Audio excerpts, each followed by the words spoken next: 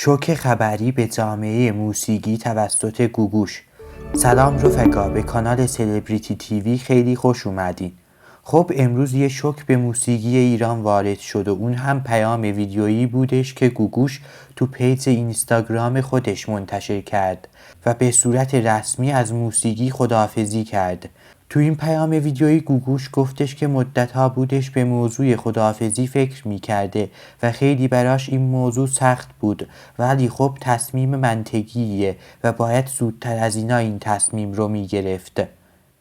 گوگوش از این تصمیم به عنوان سخت‌ترین تصمیم زندگیش یاد کرده و گفتش که صحنه برای من وطنمه و الان دارم انگار از وطنم خداحافظی می‌کنم و دیگه نمیرم بهش.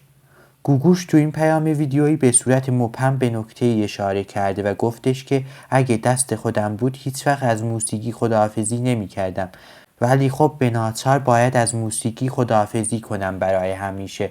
در این نفس پایانی کار موسیقیم دوست دارم که یه بار دیگه تمام شهرها و کشورهایی که تو این چند سال اومدم و کنسرت گذاشتم یه بار دیگه برای آخرین بار بیام و سر بزنم و از الان دیگه هر شهری که کنسرت بذارم آخرین برنامه من تو اون شهر هست.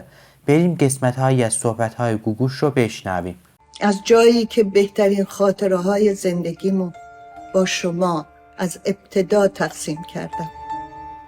من حتی خودم را از جنس نگاه های شما سنجیدم و شناختم تا بلندتر و بلندتر پریدم. تصمیم منطقی اما دشواریه، مثل بسیاری از تصمیم های درست. شاید اگر دست خودم بود خداحافظی نمی کردم. دوباره به دیدارتون میام، به شهرهایی که در این 23 سال به روی صحنه رفتم و در کنار شما خودم رو ادامه دادم. از این بابت هم شکرگزار و هم از شما سپاسگزارم. به دیدارتون میام تا برای آخرین بار زیباترین ترانه‌های ایرانمونو با تمام وجودم براتون بخونم.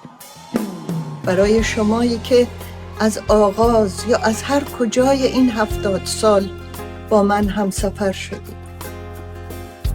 از شمایی که به هنرمندتون عمر دوباره بخشیدید. از شمایی که منو دیدید و شنیدید. مشتاق، مضطرب، ولی همچنان عاشق به دیدار شما میام.